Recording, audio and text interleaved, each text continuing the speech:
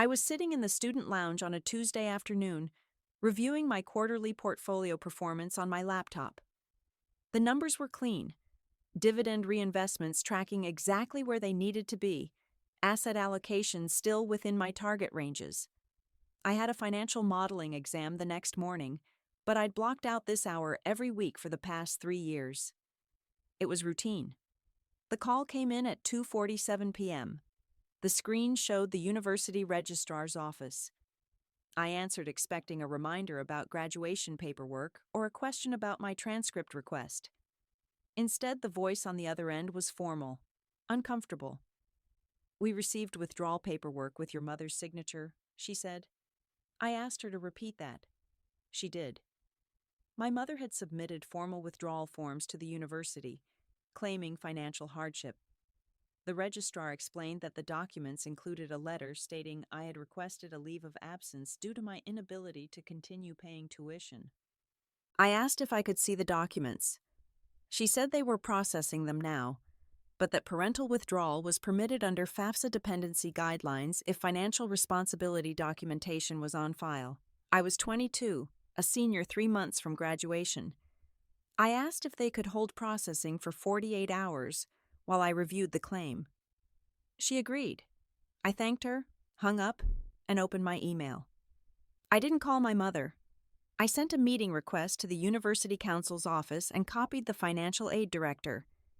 I wrote 3 sentences: formal request to review withdrawal paperwork, question about override procedures, and availability for an in-person meeting within 24 hours. I attached nothing. I hit send, closed my laptop, and walked to the library. My hands were steady. I didn't feel panic. I felt the same thing I'd felt for years: the need to solve a problem quietly and completely. My mother raised me alone after my father died when I was 8. He'd been a systems engineer at a mid-sized manufacturing firm, solid middle-class income, health insurance, a 401k that was just starting to build. When he passed, my mother was working as a department supervisor at a regional retail chain. We weren't poor. We had a small house in a decent school district, reliable cars, enough for groceries and utilities. But my mother's identity became fused with the idea of sacrifice.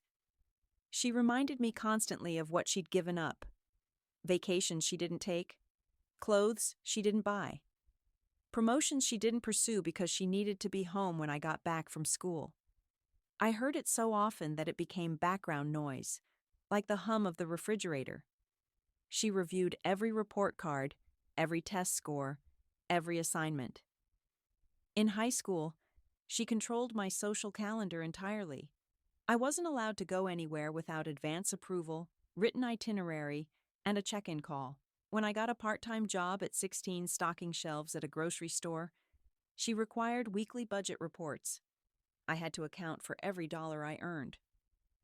When it was time to apply for college, she dictated my choices: state school only, commuter-friendly campus, a practical major, business administration, not art, not philosophy, not anything she considered impractical.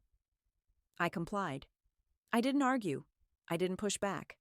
I filled out the applications she approved and enrolled where she told me to enroll. I wasn't rebellious. I was quiet. There was one incident that defined everything. Senior year of high school, I won a $2,000 scholarship from a local business association for academic achievement. My mother insisted the money go into a joint account we'd opened when I turned 16. For safekeeping, she said. 2 months later, she used $1,800 of it to pay for unexpected car repairs. She didn't ask. She told me afterward that it was a family expense and that I'd benefit from having a reliable car to get to campus. The account was joint, so it was legal, but I never forgot it. I never said anything, but I filed it away. That was the moment I understood that gratitude, in her mind, meant she owned access to everything I had. My mother had built a reputation in our community that was nearly unassailable. She volunteered at our church every Sunday, coordinated fundraisers for the elementary school PTA, and served on the board of a local food pantry. People admired her. She was the devoted single mom who worked full-time and still found time to serve others. Her Facebook page was a steady stream of posts about my achievements, always framed in the first-person plural. We're so proud of this semester's Dean's List performance. We're grateful for the opportunities this education is providing. She never said, my daughter, or she. It was always we. My aunt and grandmother praised her constantly. They talked about her strength, her dedication, the sacrifices she'd made. In family gatherings, I was described as shy, serious, not very social. It wasn't mean-spirited. It was dismissive in a subtle way, a way that positioned me as unremarkable and my mother as the central figure in the story. Her narrative was that she had given up everything so I could have opportunities she never had, and I let her have that narrative. I never corrected it publicly. I never interrupted when she claimed credit. I just stayed quiet. At 16, I started teaching myself to code. I used free resources: Coursera, YouTube, Free Code Camp. I spent hours after school and on weekends working through tutorials, building small projects, learning syntax. My mother thought I was doing homework. By 17, I had my first freelance clients through Upwork. I built websites for small businesses, basic e-commerce setups. Nothing complicated. I was making about $800 a month by the time I graduated high school. It wasn't much, but it was mine. The day I turned 18, I opened a solo bank account using a P.O. box address I'd rented 2 weeks earlier. My mother never knew. Every deposit went into that account. I used a separate phone number for all client communication and listed the P.O. box as my business address. I kept my lifestyle exactly the same. Thrift store clothes, no new electronics, no visible spending. Freshman year of college, I scaled up. The campus gave me reliable internet, access to quiet workspaces, and time between classes to take on app development projects. By the end of that first year, I was bringing in $3,000 a month. My mother assumed I was struggling. I never told her otherwise. Sophomore year, I launched a SaaS product, a subscription-based project management tool designed specifically for small nonprofits. It was a niche I'd identified through freelance work. Nonprofits needed affordable, simple software that didn't require IT staff to maintain. I priced it at $200 to $500 a month depending on the size of the organization. Within 6 months, I had 60 clients. Within a year, I had over 100. By junior year, I was generating $40,000 a month in revenue.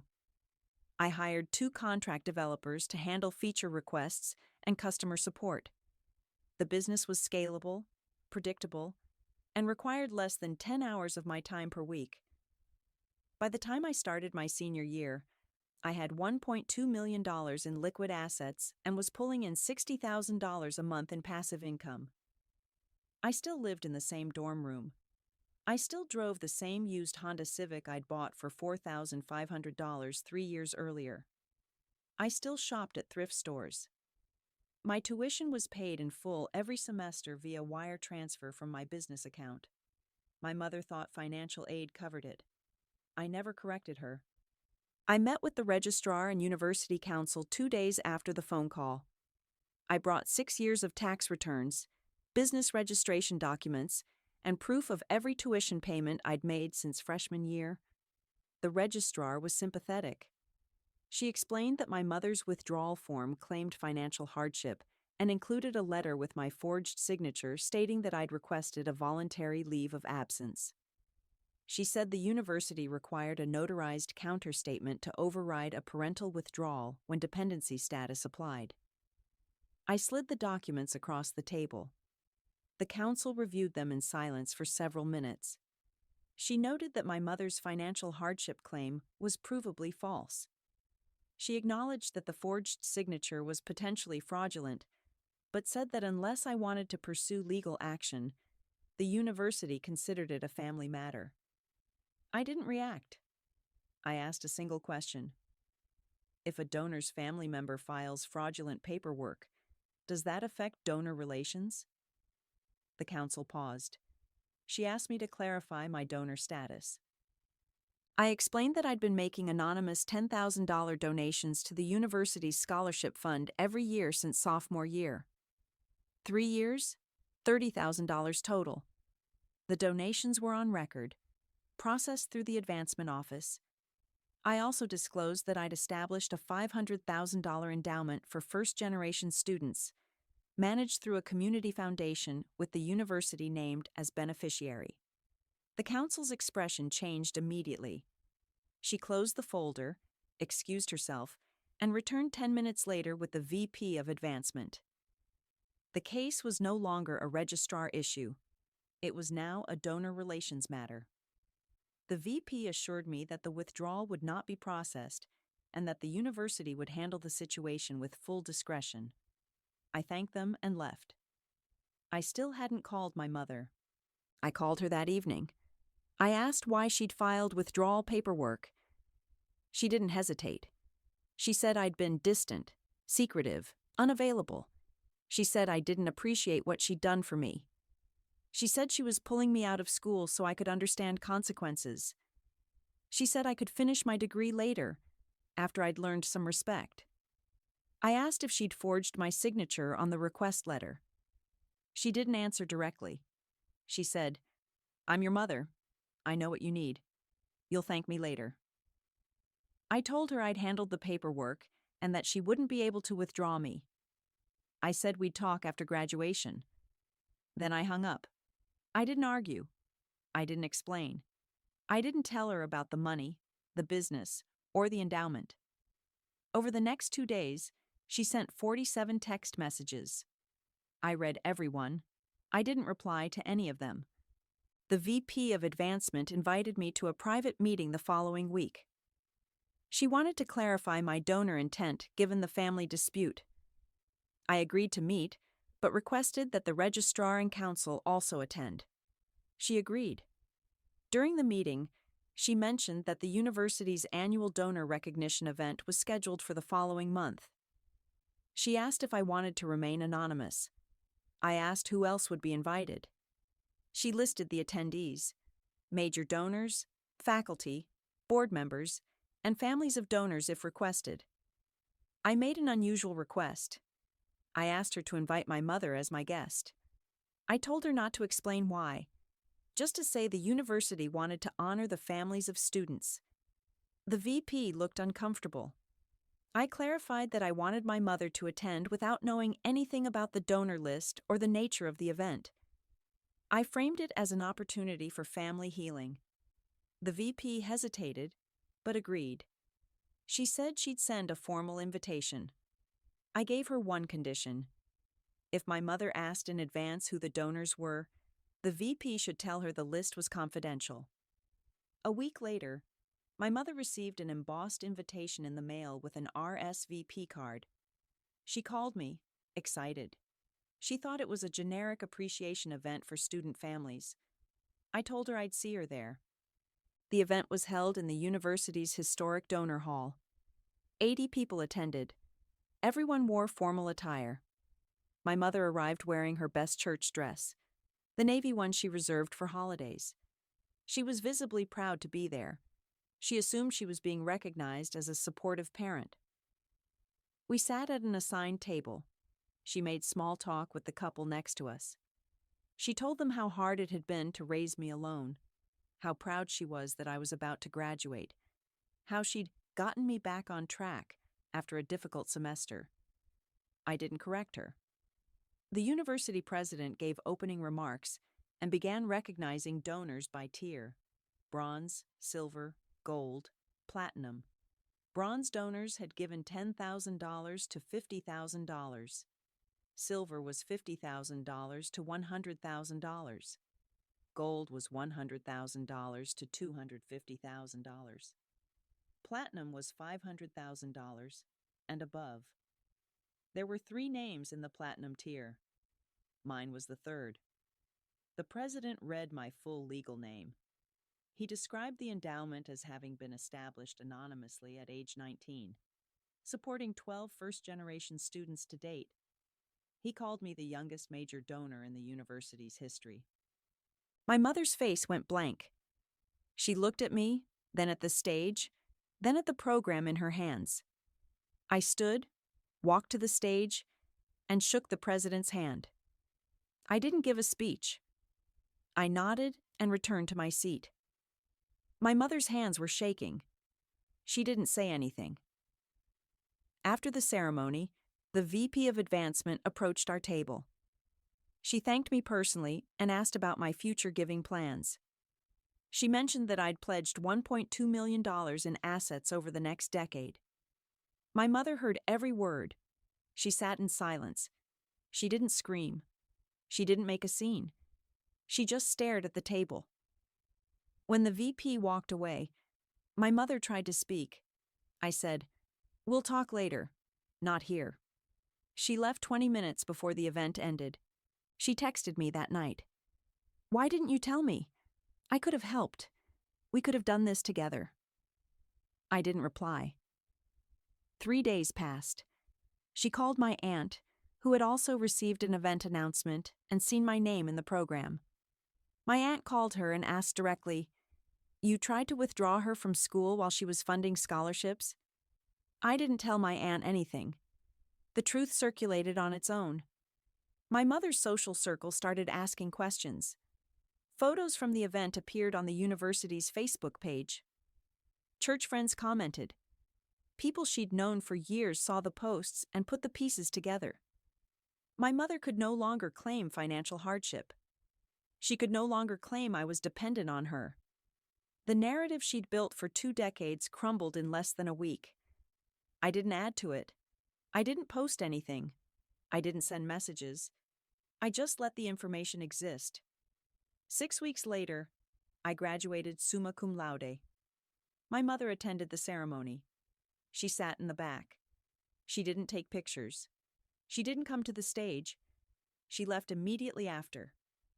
2 weeks after graduation, I agreed to meet her at a coffee shop halfway between campus and her house. It was neutral, public, and not emotionally loaded. She asked why I didn't trust her. She said, "I'm your mother." I told her she'd tried to control my education because she thought I owed her. I said I didn't. I said I was grateful for what she'd done, but that gratitude didn't mean I owed her my decisions. She said she'd made mistakes, but that she'd done her best. I didn't argue with that. I told her I'd made my choices. I said I'd pay $1,500 a month toward her mortgage until she retired, deposited directly into her account. I also said I wouldn't live near her, wouldn't report my finances to her, and wouldn't ask her permission for anything. She started crying. She asked if we could start over. I said we could be civil, but that she didn't get to rewrite the past 6 years. I told her I'd built everything without her. I said that didn't make her a bad person. It just made me independent. I left cash on the table for the coffee and walked out. I moved to a different state 3 months later. I accepted a software engineering position at a mid-sized firm with a $140,000 salary. I kept the SaaS business running on the side. My mother cashed the mortgage checks every month but didn't call for 4 months.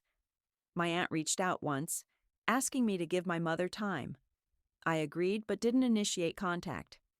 The university featured me in their alumni magazine later that year. My mother saw the article in a waiting room at her dentist's office. She didn't mention it. By the time I turned 25, I'd increased the endowment to $750,000. I remained anonymous to the public. One day, I received a birthday card in the mail. It was handwritten. "I'm proud of you. I wish I'd known how to show it differently." I didn't reply, but I didn't throw it away either. People confuse gratitude with debt. My mother gave me life, stability, and opportunity. I'm grateful for that. But gratitude doesn't mean she owns my choices. It doesn't mean I owe her access to my life, my finances, or my future. She sacrificed, and those sacrifices were real. But sacrifice doesn't create ownership. I didn't reject her. I claimed autonomy. There's a difference. I still live in a small apartment. I still drive the same old car. I work from home most days and spend weekends hiking or reading. The university named me their biggest donor under 30. My mother still doesn't know my full net worth. That's not revenge. That's privacy. I didn't withdraw from her world. I just stopped letting her write my story.